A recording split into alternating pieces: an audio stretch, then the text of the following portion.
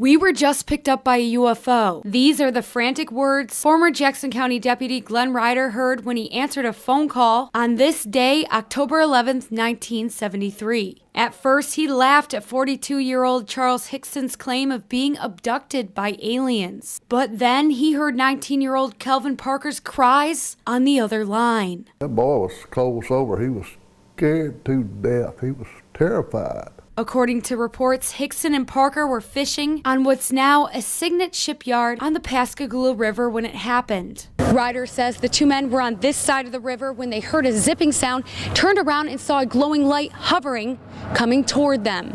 Couldn't move, and the boy couldn't either. And said them three of them come out of spacecraft and come down there and picked him up, took him back in the spacecraft. When Hickson and Parker were interviewed by Jackson County Sheriff deputies, Ryder says he stuck a secret tape recorder in a drawer and left the two men alone. Figured they'd laugh, say, boy, we got them fooled and all that, but they didn't.